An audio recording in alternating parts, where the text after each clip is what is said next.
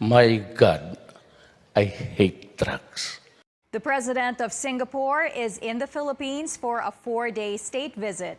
President Halima Yacob arrived in the country this afternoon. Her visit marks the golden anniversary of diplomatic ties between the Philippines and Singapore. President Yacob is scheduled to have a bilateral meeting with President Rodrigo Duterte tomorrow. She will also visit Mr. Duterte's hometown, Davao City, for a tour of the Philippine Eagle Foundation and a dialogue with Mindanao youth. President Yacob is Singapore's first female president in 47 years. Singapore is the country's 5th largest export market worldwide and is the Philippines' second biggest source of international investments.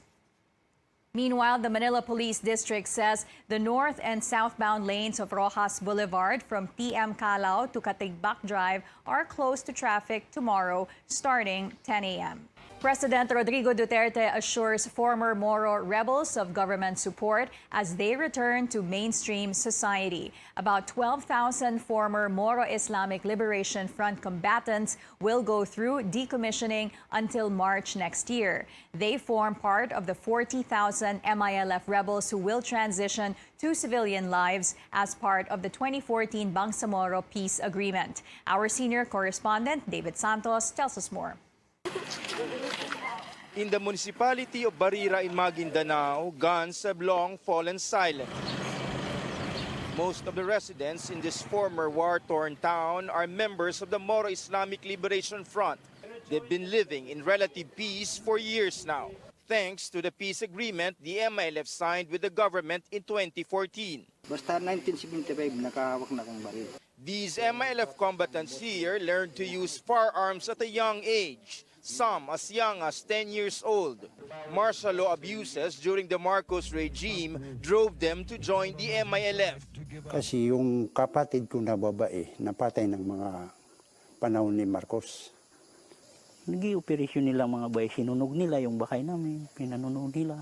Yung mga ilaga, pinapatay nila yung mga Muslim. Sinusuportan ng mga sundalo yung mga ilaga. A little less than 1,000 MILF combatants converged on Saturday, signaling the formal start of their decommissioning process. This is a key component of the peace agreement. They also turn in more than 900 firearms, including high-powered weapons such as rocket-propelled grenade launchers. Do not be sad na ang armas ninyo binigay ninyo sa gobyerno. Kasi kayo gobyerno na. Kung kailangan talaga ninyo ng armas para idepensa ninyo ang gobyerno dito sa barn, walang problema, bigyan ko kayo mas bago. But it was the president who got a new firearm, an assault rifle, as a gift from the MILF. The decommissioned MILF weapons will not go to the government, but to an independent body. In exchange, each deactivated combatant will get a socio-economic package, including 100,000 pesos cash. Government agencies promise long-term support. You will be treated equally as just like any other Filipino in this country. Most of the former rebels say they will either go farming or start a small business. They all look forward to spending more time with their families and away from the fighting they have been used to. Ayaw ko na maghawak ng armas kasi medyo matanda na ako. Ang gusto ko na yung magandang pamumuhay, makapag-aral yung mga anak ko. The idea of gunless communities in Mindanao may be far-fetched for now, but this is going to be a start. And for the MILF, there is no more turning back. In Maguindanao, David Santos, CNN Philippines. The Philippine National Police have arrested Metro Manila's most wanted person. The suspect, identified as Art Chris Viloria, aka Quatog, was arrested yesterday in Tarlac City through joint operation of Metro Manila and local police. Authorities say Viloria is the leader of a criminal group that operates in Marikina and neighboring cities. Meanwhile, the police have also arrested a certain Joselito Naag, an alleged member of the New People's Army in Pasig City. Police say Naag has arrest warrants for robbery, murder, and frustrated murder. Police adds, Naag is listed as a member of the Kilusang Larangang Guerrilla 78 in Albay and is the 30th most wanted person in the region. The Foreign Affairs Department has confirmed reports that a tugboat operated by a Filipino crew has been seized in the Persian Gulf over alleged oil smuggling. Philippine Ambassador to Iran, Wilfredo Santos, said an investigation into the crew's alleged involvement in oil smuggling is ongoing and will be referred to an Iranian court afterwards. The DFA said it is ready to provide assistance to the Filipino crew when needed. The Senate will conduct its fourth hearing on the controversies hounding the Bureau of Corrections tomorrow morning, particularly the alleged sale of convict release orders under the Good Conduct Time Allowance Law. Our Paulo Barcelon tells us what we should expect from the hearing and who will possibly face the upper chambers panel. All eyes are again on the Senate as lawmakers call more witnesses to the hearings on alleged anomalies inside the National Penitentiary. Senate President Tito Soto said Friday that at least 2 to 3 more witnesses may be presented, while Blue Ribbon Committee Chair Senator Richard Gordon says an inmate will be one of those who will face the Senate probe. In last Thursday's hearing, witness Yoli Camilon exposed how the GCTA was used by corrections officials to extort cash from convicts' families in exchange for their loved ones' freedom. Camilon says she was motivated to testify on the sale of GCTAs when she learned that the scheme may benefit convicted rapist and murderer Antonio Sanchez, who was jailed for killing 2 UP Los Baños students in 1993. Both Gordon and Camilon are urging other witnesses to come forward. Kung gusto ng mga tao magsumbong sila. That way, nila masasabi we're after anybody. Kahit pa sinong paupuin dyan, kung hindi natin tatanggalin o hindi tayo magsasalita, walang mangyayari. Gordon also says he had subpoenaed Camilon's partner for his safety. Ang liit ng komunidad na yan na nandun sila, magkakakilala sila. He's under safekeeping by local authority. Another corrections official named by Camilon during her testimony had also been subpoenaed by the Senate together with Bansil's cell phone, which Camilon claims may shed light on how the GCTA for sale transactions were conducted.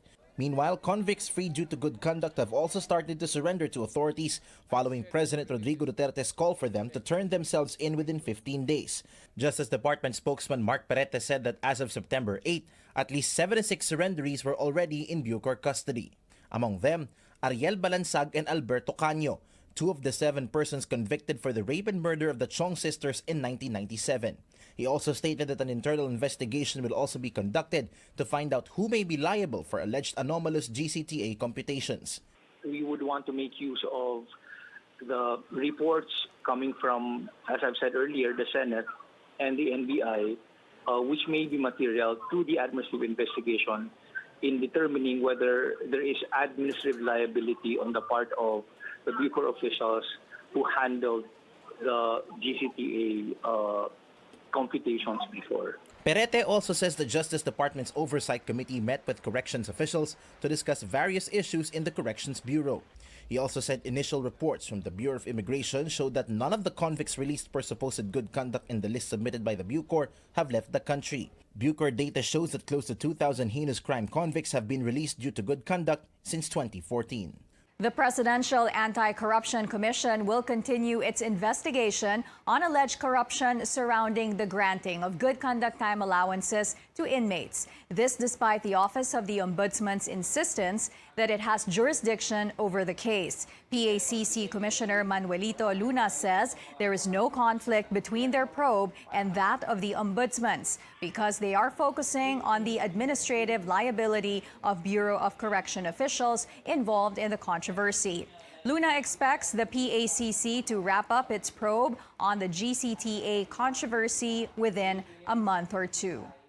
So we will focus much on the administrative aspect of this GACT controversy and alleged corruption, leaving the rest to the DOJ and to the Ombudsman. To delineate our function, while lahat yan ay iimbestigahan po natin, but eventually, yung criminal aspect, we will endorse or refer to the Office of the Ombudsman or to the DOJ as the case may be. Once we are done with the administrative, we will send the recommendations confidentially to the President. Only the President can divulge that to the media and the public. There was nothing unusual when Jennifer Erin Talbot went through airport security and even immigration at Terminal 3 of NAIA.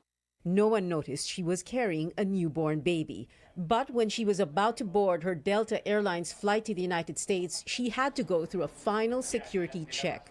This was when she was forced to bring out the baby, which was in a baby sling. No passport for the baby, no ticket, no adoption papers, no DSW clearance to travel. Delta Airlines called authorities. Can I talk to you quickly about what happened? Not till my attorney gets here. Airport authorities didn't let her get away with what could amount to human trafficking. If the passenger doesn't have any document to support, there is a violation.